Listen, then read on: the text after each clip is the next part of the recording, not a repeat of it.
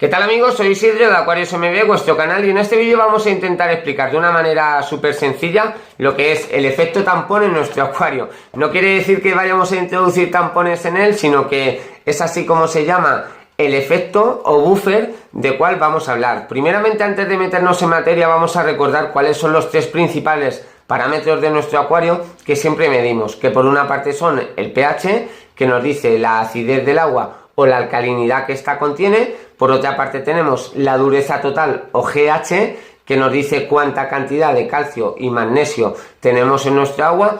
Y en tercer lugar tenemos el KH, que nos dice cuántos carbonatos y bicarbonatos se encuentran diluidos en nuestra agua. Cuando queremos bajar o subir el pH, ciertamente tenemos que jugar con el KH. ¿Por qué? Porque, entendido de una manera súper correcta, y ahora os vendrá a la cabeza, sí, nos empezó a hablar de iones en el anterior vídeo, todo es como si fuera electromagnético, bien, para que lo entendáis de una manera sin meternos mucho en materia, lo que quiere decir que iones, cationes y aniones va todo muy relacionado a la hora de hablar de los temas de química del acuario, de los cuales vamos a empezar a hablar en los siguientes vídeos. Por tanto, debemos de entender que sobre un pH neutro, el valor tanto de iones de hidrógeno como iones de hidroxilo será neutro.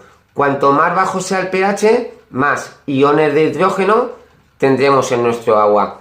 ¿Qué pasa con los iones de hidrógeno? Que acidifican el agua y por eso nos bajan el valor. El problema que tenemos con todo esto que estoy comentando de los iones es que cuando nosotros utilizamos agua de osmosis, estamos quitando los carbonatos y los bicarbonatos del agua, que son los que se encargan de absorber esos iones de hidrógeno.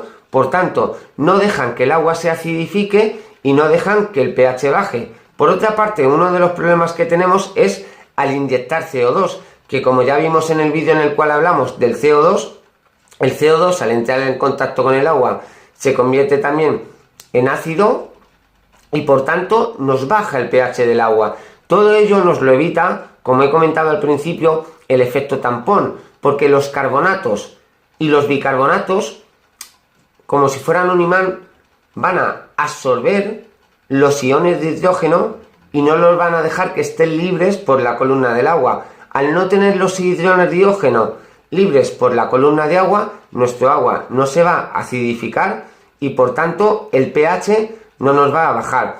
Lo que serían los valores de carbonatos y bicarbonatos que tenemos que tener en el acuario para poder tener un efecto tampón o efecto buffer, tienen que ser mínimo de 4. Explicado con un ejemplo súper práctico para que lo entendáis de alguna manera, si yo no quiero que la mesa de mi casa se moje y utilizo una bayeta así de grande, pues evidentemente voy a poder recoger el agua. Pero si utilizo un trocito así de pequeño, no voy a tener la capacidad de absorber el agua que hay encima de mi mesa. Pues con el pH pasa igual. Como vamos a liberar inyectando CO2 más ácido al acuario, va a haber más iones de hidrógeno y debemos de tener un mínimo de 4 grados de KH, un mínimo de bayeta que absorba el ácido de hidrógeno para que el pH no se desplome y no tengamos problemas.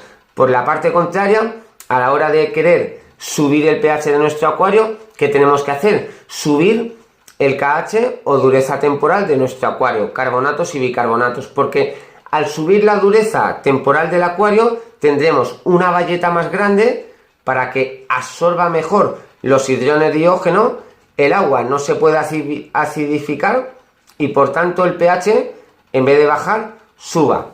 Espero que lo hayáis entendido de una manera genial, porque en realidad no hay otra manera de explicarlo, ya que es así de fácil. Poniendo el ejemplo, como os he comentado, que todo esto es electromagnético, por poner el ejemplo, no me matéis los sibaritas.